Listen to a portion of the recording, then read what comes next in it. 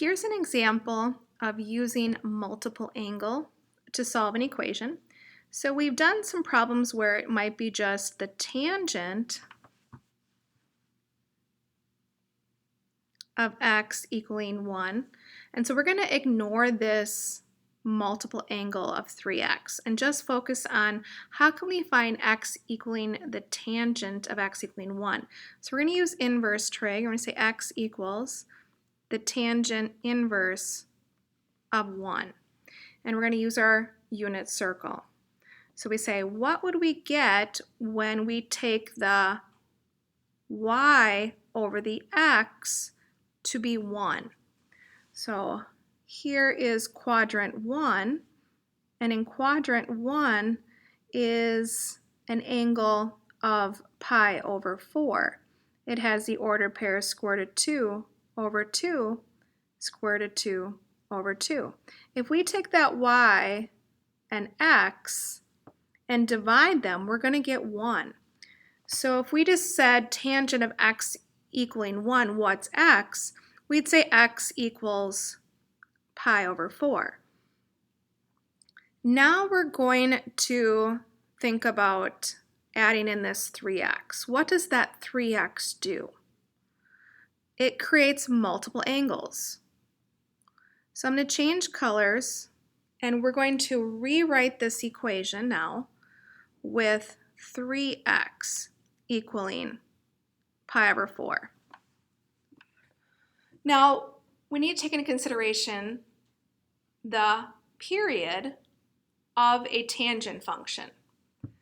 So on the unit circle, if I go directly across to quadrant 3, and in quadrant 3, it's going to have another ordered pair down here of negative square root of 2 over 2, positive square root of 2, negative square root of 2 over 2.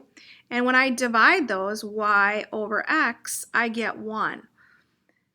Well, what is that angle? That angle is 5 pi over 4. The period from pi over 4 to 5 pi over 4, this is a distance of pi. So in the first revolution, we would have two answers, pi over 4 and 5 pi over 4.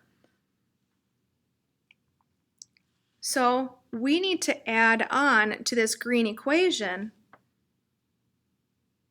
the period of pi. And then n tells us that we have multiple solutions. So now we're going to do the multiple angle part. We're going to solve this equation for x. So to solve this equation for x, we're going to multiply both sides by 1/3. 1/3 is the reciprocal of 3, so that we can get that x by itself. And now we distribute the 1/3 through. So 1/3 times pi over 4 is pi over 12, plus 1/3 times pi n is pi over 3n. So now let's go back to this first quadrant.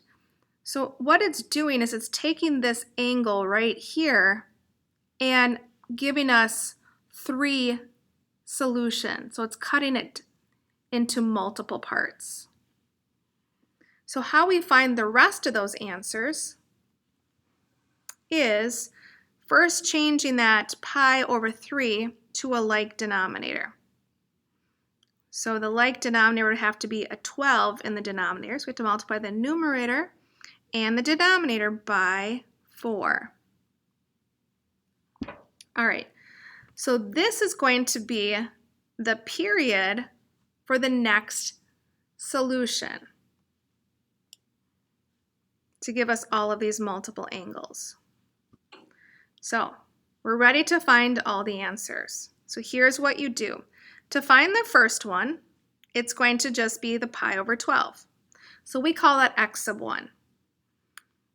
To find the next solution, you take the first answer, pi over 12, and then add your period up here, 4 pi over 12.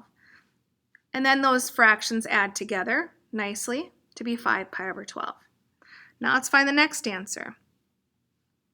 You take the previous solution, 5 pi over 12, and then you add the period, 4 pi over 12. And you get 9 pi over 12, which reduces to 3 pi over 4. Next one, continue. X sub 4.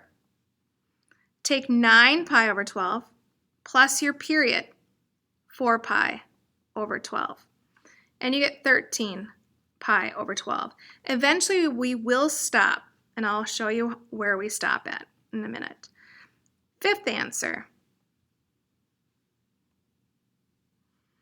Take the previous angle, 13 pi over 12, plus 4 pi over 12 is 17 pi over 12. Another one. The sixth solution, take 17 pi over 12 plus 4 pi over 12 equals 21 pi over 12. We're going to stop there.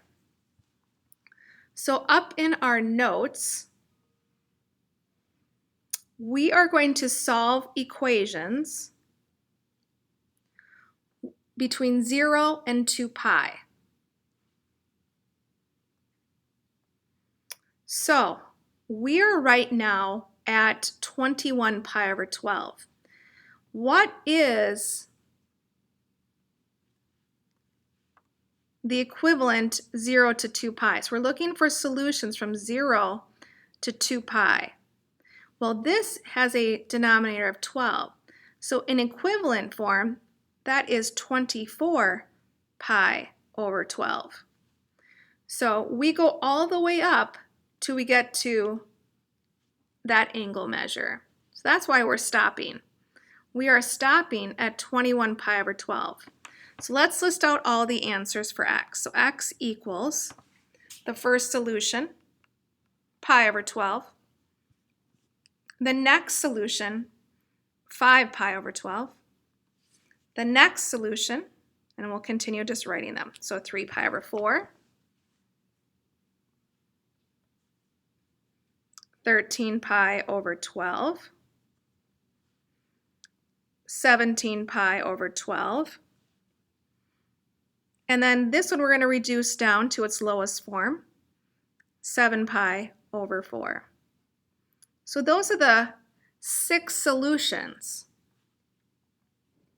Now, if we just had this pink equation, we would just get our pi over 4 and our 5 pi over 4. So what did that multiplier of 3 do? It gave us not just 2 answers, but 6 answers. It multiplied it by 3 times. So if we look above, there is another multiple angle that could occur, like a 1/2. So I want you to be aware that these two are the same thing. So the sine of x over 2 is the same thing as sine of 1/2 x. All right, graphically, how do you find your answers? So imagine we take out our graphing calculator and we type this into our graphing calculator. And then this would be our y sub 1. And then our second graph will be our y sub 2. And we set up our window with these x and y restrictions.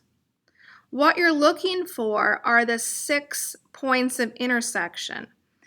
So here is the tangent of 3x that I'm highlighting here in the green. And then in the red would be y equals 1. And then each of these x solutions would be our answers. So all of those purple dots those points of intersection are x equals 1 to x sub 6.